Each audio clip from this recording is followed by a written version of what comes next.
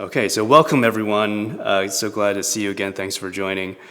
We are here in Los Angeles, and I've brought out a few new sketchbooks and sketches and a couple of tools for us to go over today. So this first book here is a sketchbook from 1999. Way back when I was a sophomore at the School of Visual Arts. And this was a time where, I was just learning about art, and there's a self-portrait there, and everything was new to me, and I was living in Brooklyn. And this was started during the summer after my foundation year.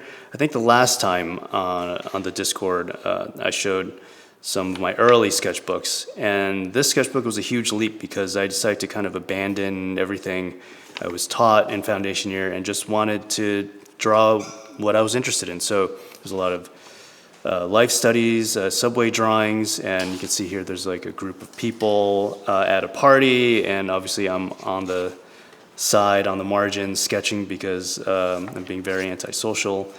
Also doing a lot of drawings for imagination.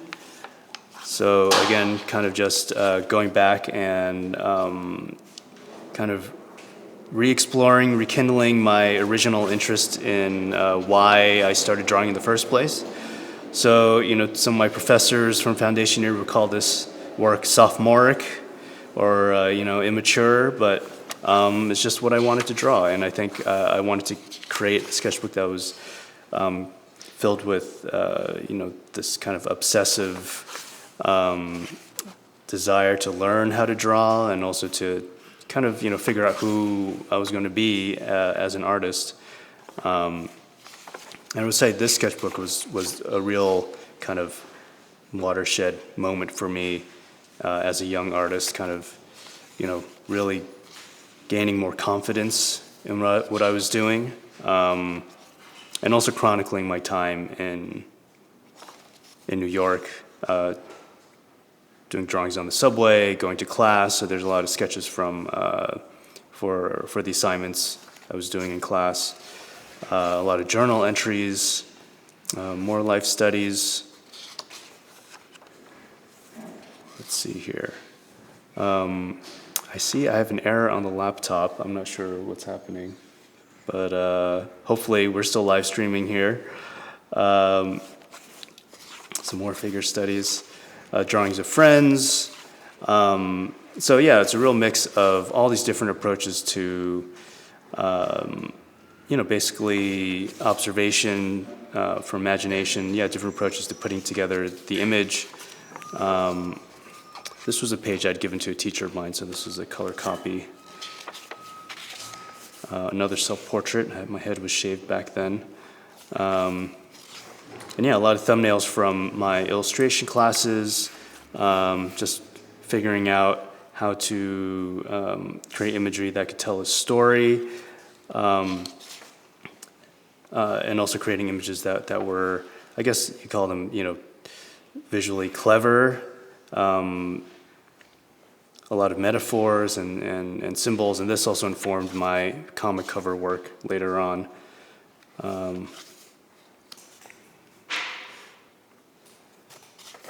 See, it's my roommate at the time sleeping. I took any opportunity to draw people that were napping or sleeping or staying still. This almost looks like a precursor to Slingshot in a way. So I was really inspired by Nemo in Slumberland by Winsor McCay. So this is definitely referencing that. And a lot of these drawings are done with ballpoint pen and some white pencil for the highlights, and also introducing some watercolor and gel pens. The gel pens have held up really well.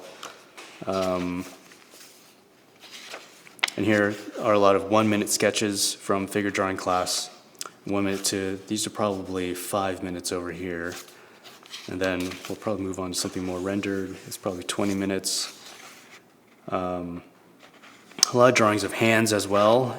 Here's a oil study of a hand. Hands are notoriously difficult to draw, so I forced myself to really focus on them. This was drawing done by my teacher, Stephen Assell, and he did this here to kind of create an example of form and how light falls on the body. I think one of the best moments in art school is when, your instructor or your teacher could work directly in your sketchbook, and you kind of see how fluid they can express themselves, and those decades of experience really show through in what they do. This is a sketch for painting. More subway drawings. I think we're getting, this is November 1999 over here. I know there's this guy who's famous on TikTok for doing subway drawings, and I have a sneaking suspicion that those are staged because they kind of lack they look too photographic. They kind of lack the life that you'd get when you're actually sitting there drawing on the subway, and you actually don't have that long to sketch someone. I don't know if anyone knows what I'm talking about here, but you can see here I'm getting a little more rendered with my ballpoint drawings. This is my friend Regino. He's an amazing tattoo artist. I think some blood. Of course, what's a sketchbook from art school without your bodily fluids embedded in them? So in the end, I think you can see here there's definitely been a progression from the beginning. A lot more sensitivity, definitely a lot of advancements in the anatomy and the draftsmanship.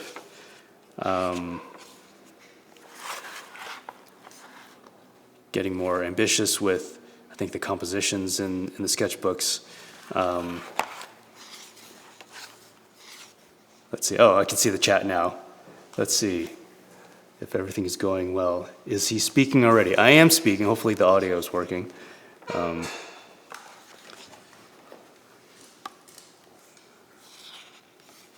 Let's see. What recommendations would you give to someone who is looking for his technique, or how did you achieve it?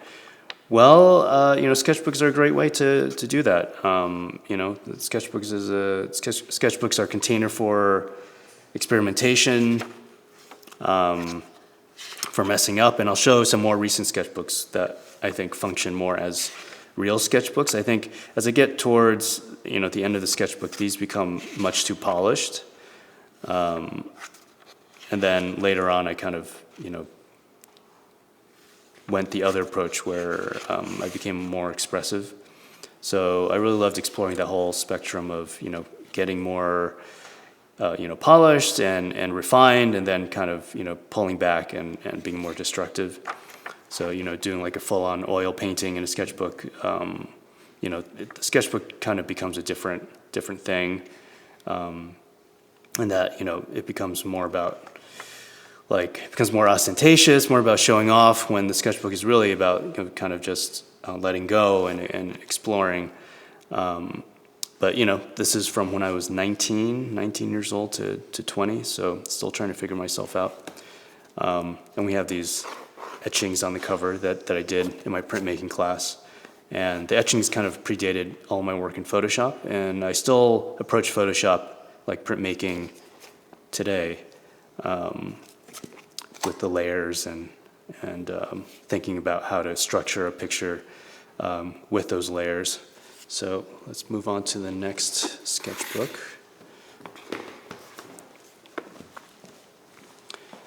So this sketchbook is kind of a response to the earlier sketchbooks, which became too dense and too polished. I wanted to really simplify things and just go back to exploring the lion and figuring out, how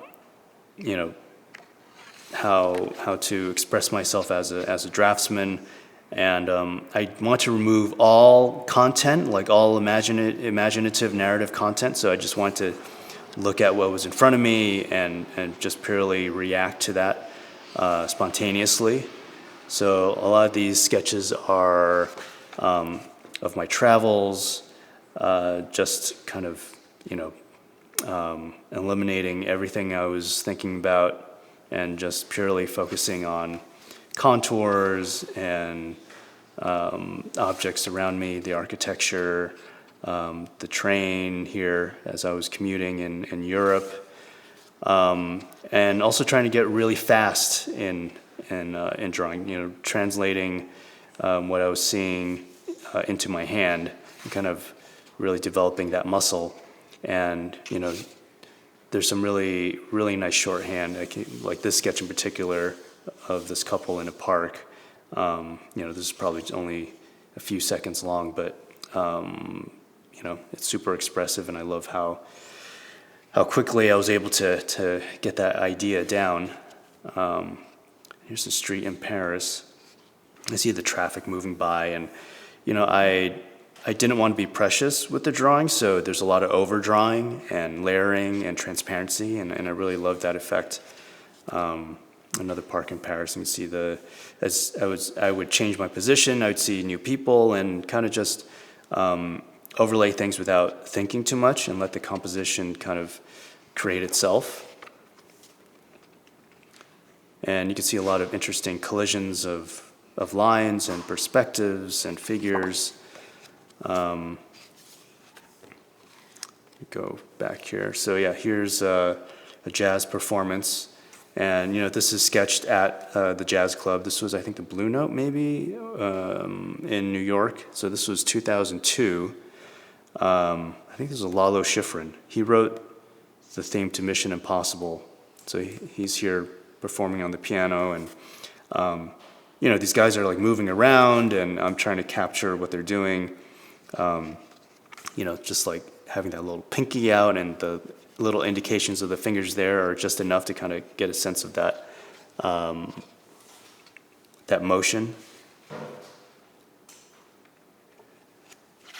Let's see. We have a question here. Do you have any tips on how to teach yourself master value? I'm not sure what that means. Master value. I think maybe to approach, I guess, the skill of the old masters. Is that what the question is about? Well, I think maybe, as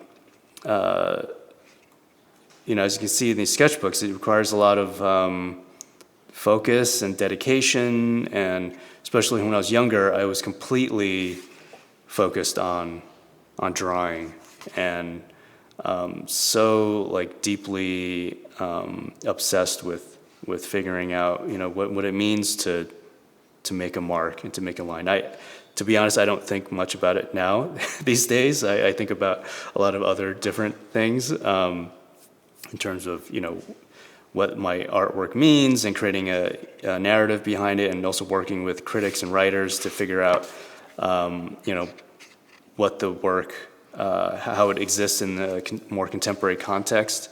But when I was younger, I was so, there was a lot of navel gazing and just obsessive, like, drawing and learning how to observe and thinking about, trying to collapse that distance between the mind's eye and the hand. And, to the expense of everything else, you kind of, you forget to eat, you don't sleep, you don't take very good of your health. Obviously you're younger, you can do that sort of thing. Be a little more physically self-destructive. And then when I was in my 30s, you enter like a different phase of life, and now I'm in my 40s, it's something else entirely. This is my friend Tomer Hanuka. We used to live across the hall from each other. He's Israeli, and I guess he's on the phone here talking to the credit card company, and in his Israeli English, he says, "My card's been denounced," instead of "my card's been declined." I guess I thought that was funny.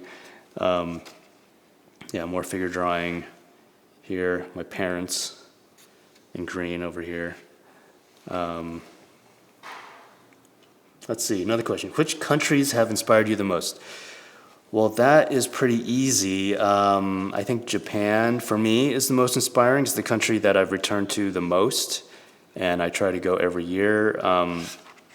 I've been going every year since 2010, except for the last couple of years, obviously due to the pandemic, and now it's still kind of difficult to go back, but I'm finally heading back there this summer for 2 months.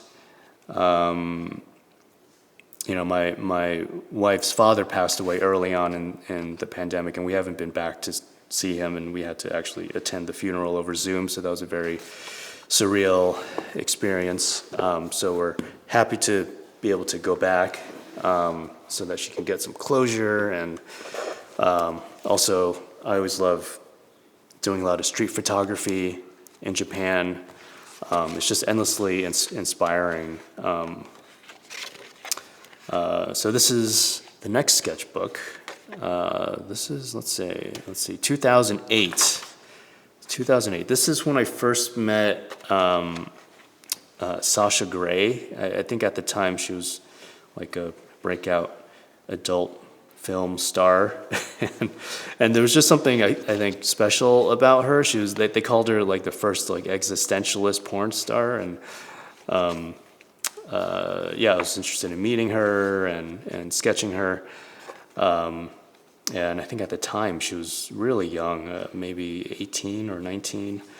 But yeah, since then we've been longtime friends, and now she does a lot of live streaming, so she's a real pro at that. But I think you can see how these sketches have developed further from those early travel sketches from Europe. These drawings are getting a little more dense. Here's a film set. I went to Illinois for this movie my friend was making called Peacock, and it starred at the time Ellen Page, who's now Elliot Page, and also Susan Sarandon and Cillian Murphy. Here's Cillian Murphy right here, and this is his alter ego in the movie. So he actually transitions into a female alter ego and ends up murdering some people. It's an interesting script. He was cool enough to just sit for me, and this Barry Mendel, he's kind of famous Hollywood producer here. And it was great to kind of be in a completely foreign environment in middle America. That was very strange to me. I rented a car, and I'd be like, stuck on the road behind a tractor, and there are all these like old craftsman homes. Here's a train that they had found for a scene in the movie, and dressed up for the shoot. And this is the craftsman home that we filmed in. And you could like order these homes off of the Sears catalog. And then I was also kind of really inspired by all the wires and the tripods and all the equipment that's required for a film shoot. And this is another character from the film. So, I don't know if you know anything about making films, but there's actually a lot of waiting around. So a lot of the actors are just waiting for the shot to be set up. And so I had a lot of really great opportunities to draw the actors as they were just, waiting to go on in front of the camera. Here's a kid actor. I really like the proportions. It kind of turned out really interesting. And it kind of looks like he's like sitting on this branch. And this branch is kind of growing out of his chest here. This is an actor, Lucas something. I can't remember right now, but he's kind of well known. I think he did go back to school to study art history, which was cool. And you see in Illinois, there's all sorts of really old cars, and here's a local woman with kind of like a beehive hairdo there. There's Cillian Murphy hanging out on the grass. Let's see. Did Tim Burton have an impact, inform, or inspire any of your work? I grew up watching, like Edward Scissorhands and the original Batman. I remember as a child seeing the advertisements for Batman in the newspaper, and then I'd like copy like that version, that Michael Keaton Batman. I would like copy it onto printer paper. So yeah, for sure, that was a huge influence. And later on, he was able to make animations that were closer to his personal interests. And I remember his show at MoMA. Yeah, I think it's just his work's definitely embedded in my consciousness. And actually, this guy worked with Tim Burton. Philippe Rousselot, he's a director of photography. I believe he did work with Tim Burton. So that's funny how that question came up right now. And this is another, I think the woman pulling focus, I think working for him. She's also French. Yeah, this drawing turned out quite cool. Actually, sorry about that. I'm going to center my sketchbook a little more. Yeah, here's Cillian Murphy again. Let's see. Another question coming in. Let's see here. Were you very intentional with what skills you were trying to gain while in art school? Did you struggle with unlearning the rules you have been taught? In school, I had maybe 3 or 4 different approaches to making work that I sort of fell into. So it was funny because all these teachers kind of hated each other. So we had a teacher that was really into super rendered old school old master style painting, and another teacher that this is Susan Sarandon, by the way. And another teacher that was really into a more expressive, poetic approach to drawing and painting, and they both didn't get along and really disagreed on a lot of things. But I really kind of tried to explore, those different approaches as much as I could. And there's a third approach, which was more of a contour, fashion drawing approach. So there's 0 rendering. It was all about the contouring, doing very fast, quick drawings outdoors in the city. I tried to basically exploit each teacher and what they had to offer, and sort of combined everything together.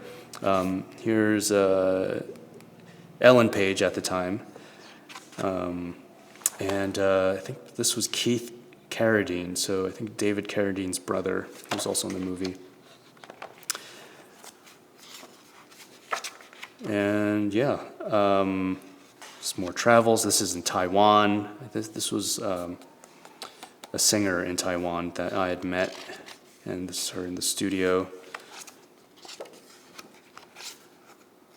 And yeah, I really love how abstract some of the drawings get. And then doing more painterly explorations in the sketchbook. So I primed the page with gesso, and I used acrylic ink to draw on top, and you can see how the ballpoint pen bleeds through the gesso.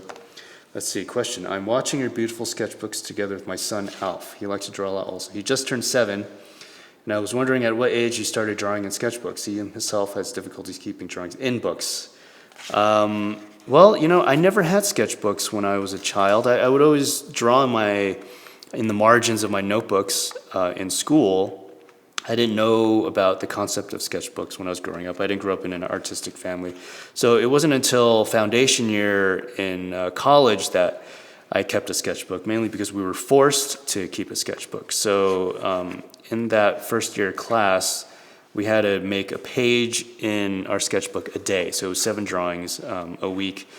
And then after that first year, I decided to, I guess, maintain that kind of momentum. But if you look at the previous live sketchbook session, you can see how experimental those early sketchbooks were, and they were actually quite bad.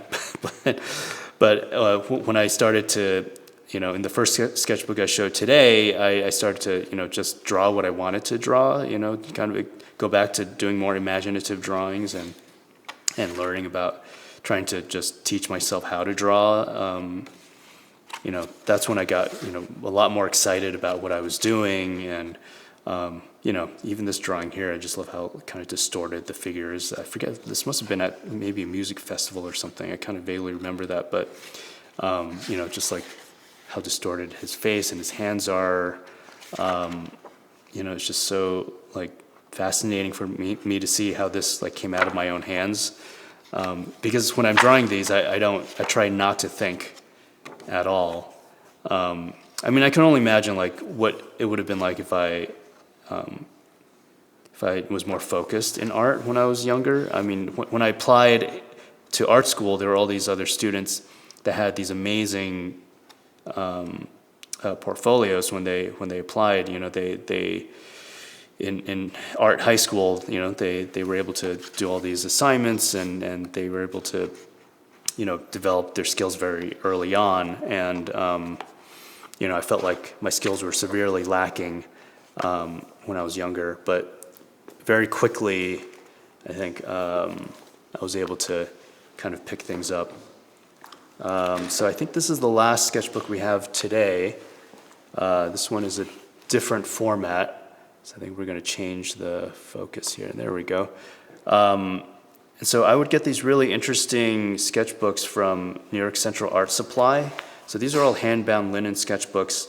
Actually, the store I don't think exists anymore, but they were a really valuable resource for specialty papers in New York at the time. And this book is bound with cotton rag paper, so it's a really nice, tough surface to work on, and tough as in resilient. And you could, you know, I could paint on these. I could do watercolor, ballpoint pen, and you know, these here are sketches I did when I would crash drawing classes in the other art schools. I believe this one is probably at Parsons. So yeah, they would have a session, and I think on Fridays, and I would just like come by and sit in. I'd be drawing nonstop, but there's also another session at Cooper Union, and I would kind of crash that as well. You know, just trying to find as many naked people as possible to draw. And I guess New York City is just full of people willing to take their clothes off for some reason. Yeah, this is a precursor, I think, to this sketchbook, which I was just showing. So you can see these drawings are, you know, the proportions are much more regular, but still, you know, I'm trying to kind of accelerate my line with these woman poses here. And it's really cool to see how they kind of build up over time and then evolve into something more developed.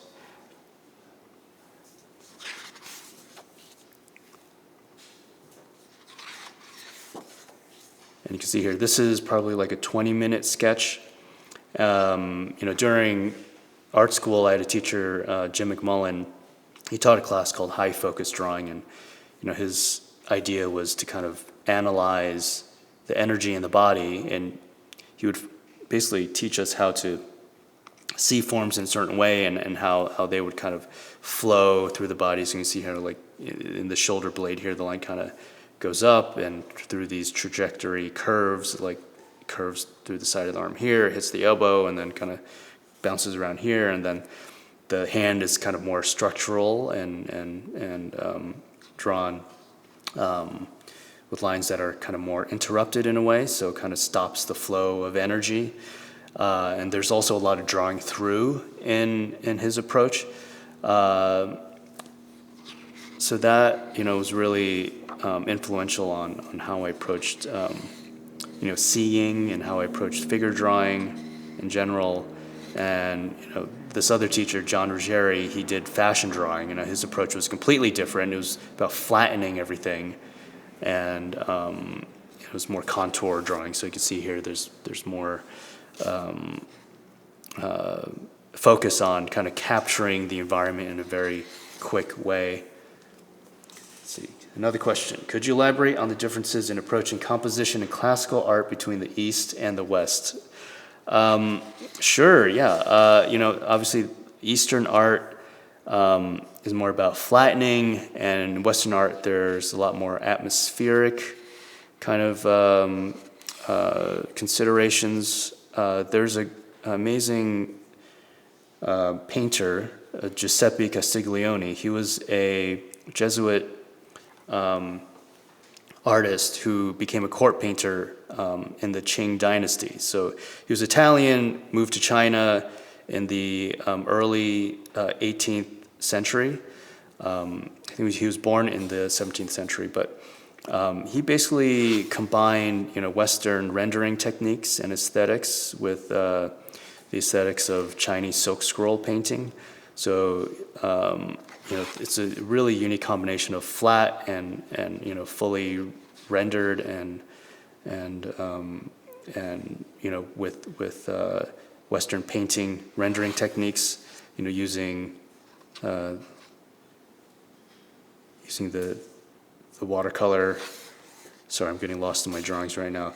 But if you look him up, he's done all these incredible paintings of the aristocracy, I guess, in China, and also of horses and warriors and flowers and birds.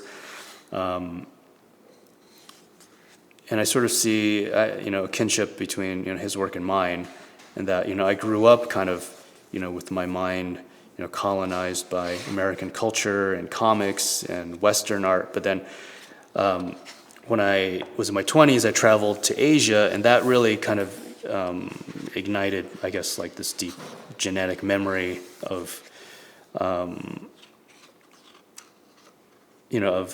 these Eastern aesthetics, and big inspiration is Tadanori Yoku, the poster designer from Japan, and his work kind of informed my comic book covers in his use of pastiche and using flat elements together.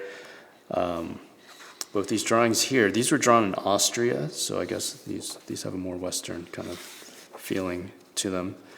So I went to Austria when I was, I think, 21, and I just walk around and draw and just be by myself. It's kind of like pre-social media.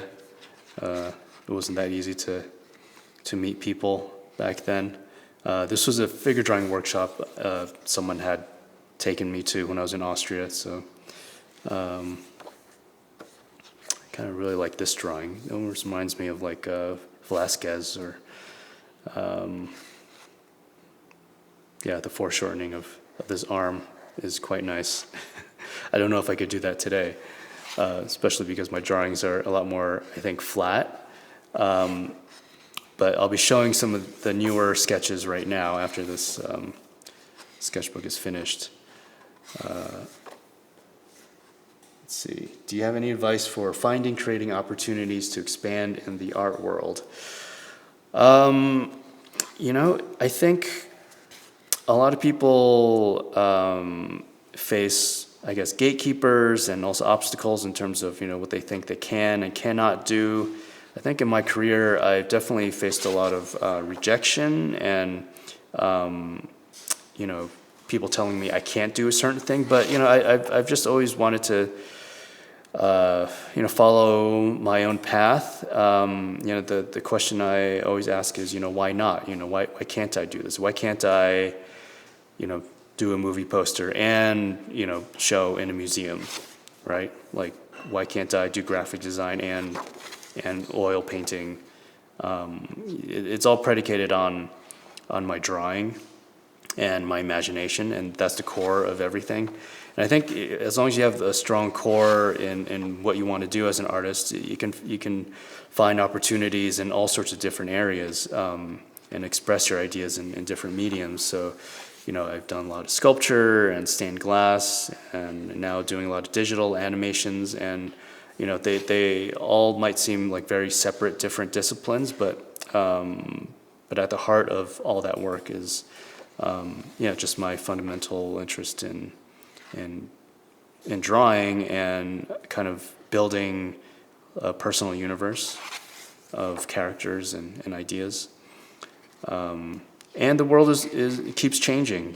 Like as soon as if you think you're doing the right thing by following, the tried and true path, I think you're already going to be obsolete, because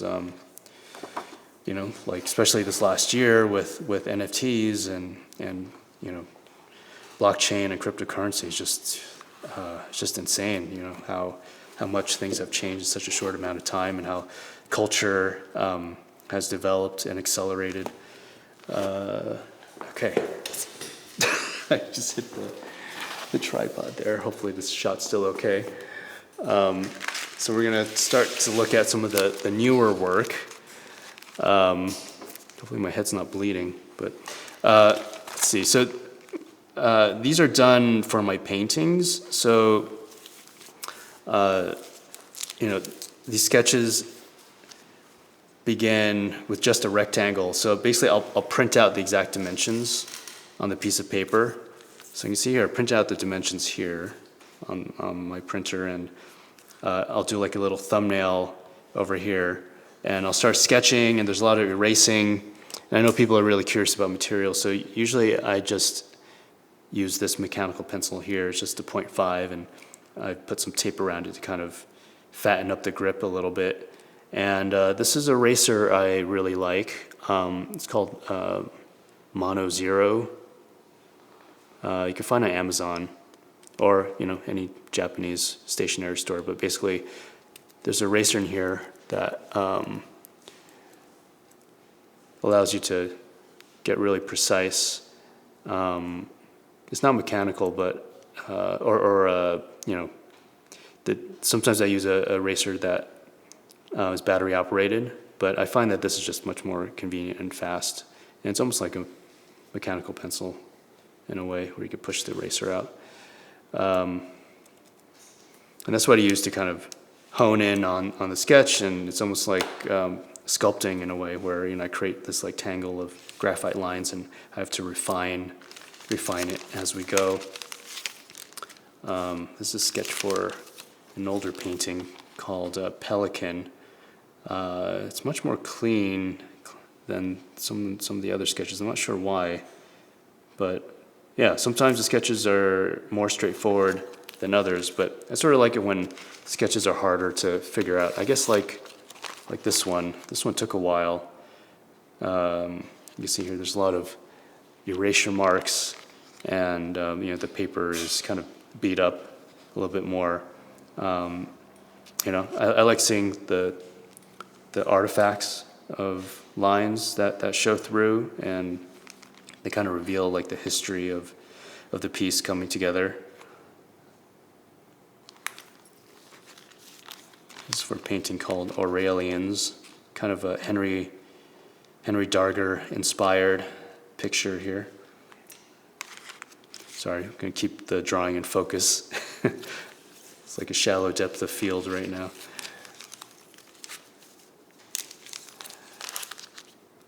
This is a painting based on a Leonardo da Vinci painting. The original painting is called Lady with Ermine, which I think is like a ferret-like creature, but my version, she's holding an axolotl, which is an amazing little salamander that can regenerate any part of its body. And this is a sketch for a new painting I'm working on right now. So this features the descendant character kind of being pulled into a bouquet of flowers. Let's see, are there any more questions? I believe there might be some. Let's see.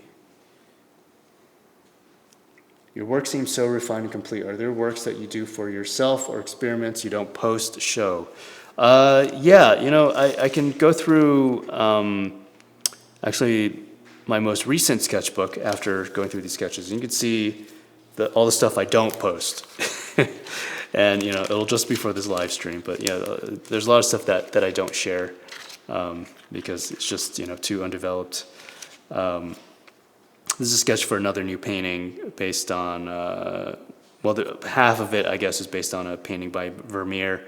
There's a milkmaid here that I've drawn before in some other works, but the idea that he's biting to this cookie, and then he's also taking a bite out of his own head. And this is another painting, another sketch also based on a painting by Caravaggio. Now, I didn't grow up religious, but somehow, religious painting and iconography has made its way into my work recently. I'm not sure why, but just following my intuition, I think as you get older, you kind of wonder about, your mortality and seeing God and trying to connect all the the imagery that's been produced over time, all the past lives that people have had, and trying to see the universe, how universal all these myths and stories are, and why we keep telling them. I mean, when you're young, I really didn't understand any of it, but I think as I'm getting older, it's all becoming a little bit more clear. How do you know when you are done with a piece?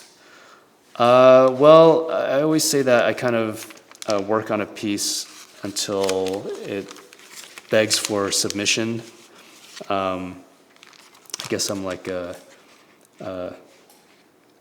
MMA fighter when I'm drawing, trying to choke out my sketch. But no, I don't know. Sometimes the piece, it just feels like it doesn't need another mark. This is a drawing of the woodcutter here. The sketch will tell me when it's done. And, I guess you'll hear a lot of artists say that, and it's not very helpful. But I think as you have more experience making work, you just kind of sense it. You feel it. It's hard to. You can't make hard and fast rules when you're making a composition or an image. Sometimes it just happens, and you just know. And that comes with time and practice, and also you're developing a personal taste.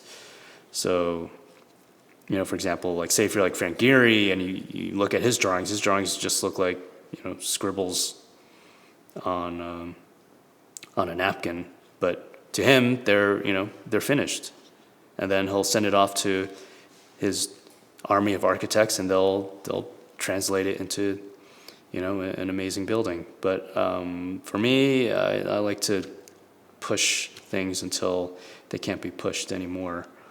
But I do, of course, appreciate a balance of elements. So really, it is about kind of achieving that ultimate balance, between subject and space, between detail and the moments of quietude.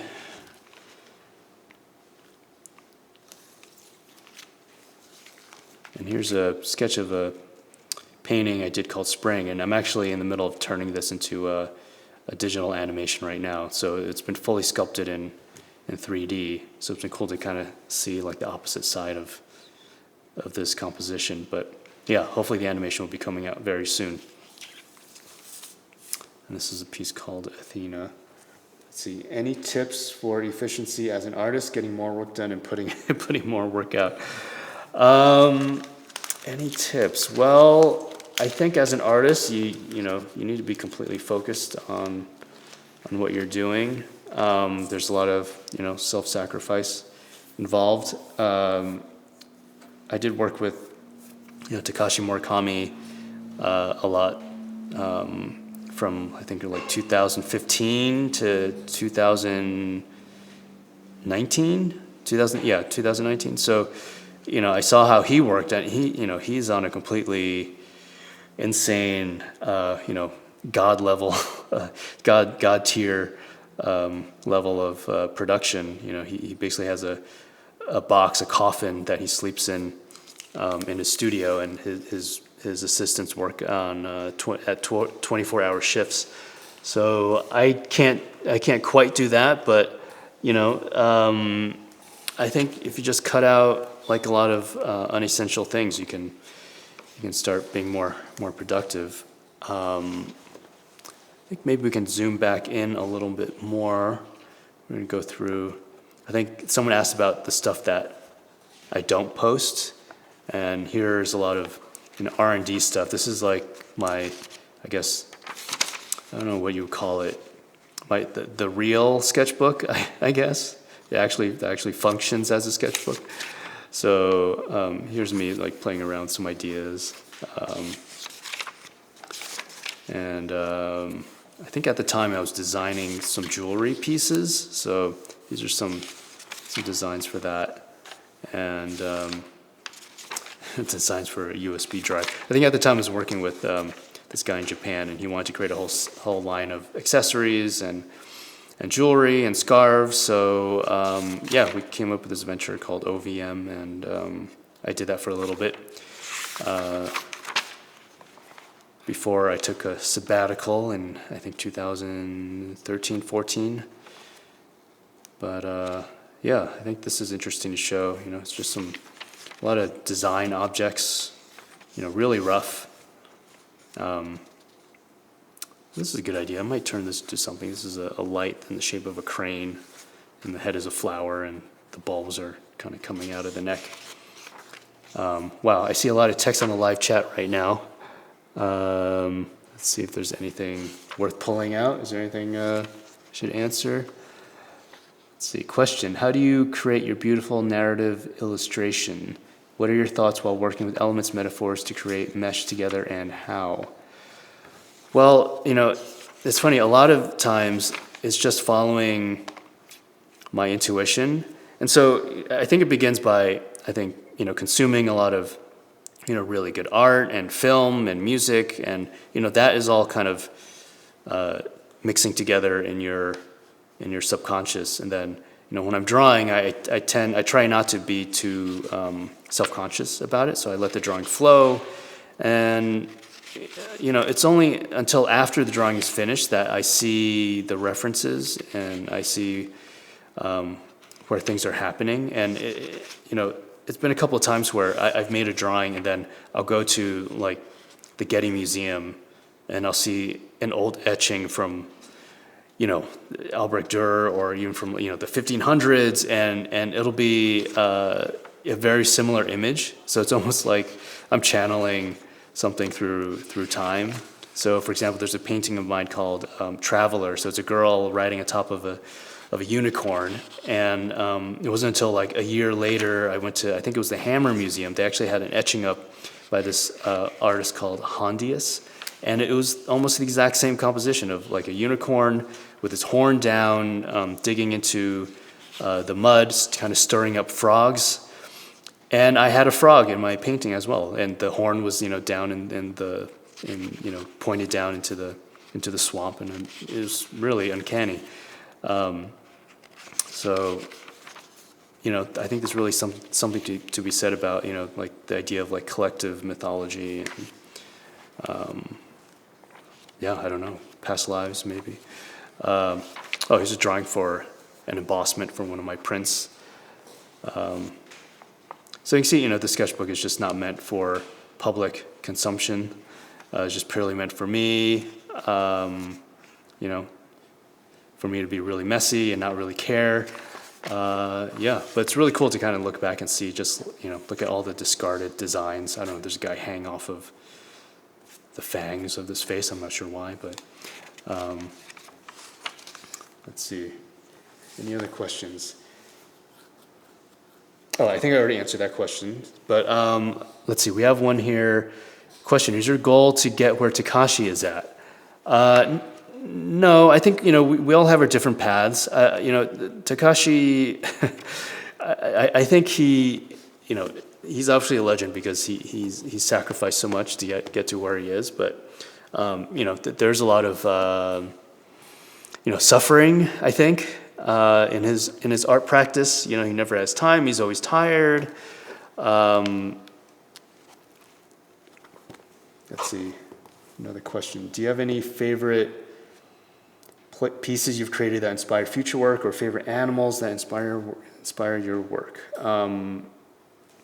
Yeah, I think, you know, when I create these characters, I really love kind of taking them on a journey and bringing them into like a new context. Okay, maybe I shouldn't show that part. I was trying to see if my notepad was being revealed. But you know, these characters, they, you know, I've turned them into sculptures, and they've been in paintings, and it's been cool to kind of like, you know, take them on a journey through different compositions, and, you know, show them different adventures. And the sculptures too, the sculptures take on different mediums. You know, there's marble, bronze, stainless steel, and they're all, all different sizes. So I'd say that, developing these characters is really cool because you can use them in many different ways. It's like your own personal, cast of actors that can, play out your ideas. As far as animals go, there's also, like bats. I love bats. Bats are like a good omen in Chinese mythology or culture. See any other questions? How is the balance of artist, father, husband? Well, I work from home, so that's how I try and keep that balance. And so far so good. I was married before in my early 20s, and that was a huge disaster. So, that experience I think made me a lot wiser. And I dropped off my son at school this morning, and I'll be picking him up later today. And I think it's important to have that balance. But since my studio's at home, I'm able to kind of be there, both for my family and for my art practice. Let's see. What is your sketching routine now while also working on fully rendered finished paintings? So to be honest, I don't sketch much anymore. So actually my sketches are more like this, where I'm quickly jotting down ideas. And, so for something like this, I quickly sketch it, I scan it into the computer, and then kind of, finish it, and then maybe print it out as a template and do a more refined drawing on top. I haven't written like a journal entry in years. Mostly now I make lists of things I need to do, and the greatest pleasure is in like crossing off that list, crossing off items on that list. Let's see. I've always heard that networking is the #1 way to establish yourself in the art world. Can you speak on this? Well, yes. I would say that it really does help. I think early on in my art career, I didn't do a very good job of doing that. And, I always felt kind of unworthy and didn't quite know how to approach it. And I still don't. I would say I'm maybe doing a little better job of that now, mainly because of, what I've accomplished in the past. That kind of opens a lot of doors for me. But, it helps to kind of go to the right school and the right program. But even then, you do need to kind of continue to, try to, gravitate towards the people that find your tribe, basically. I think that's really important. Find your community. And, there are always going to be people that kind of keep you out. But, you just kind of keep moving forward and making your work and finding your own tribe that way. Okay, I think we're going to take maybe one more question, and then we'll wrap this session up. A nice comment about working with Avant Arte. Yes, they've been fantastic to work with. Let's see. Do you ever struggle with staying motivated to work?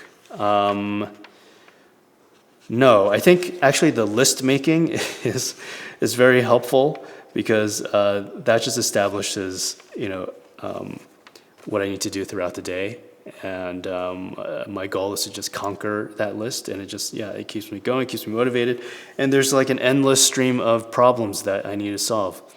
I wish I had more time to paint. I'm trying to figure that out right now, but it's a kind of a ever-evolving process. So I guess with that, we'll call it a day. Thank you everyone for joining. I hope it was interesting, and we'll catch you on the next live stream.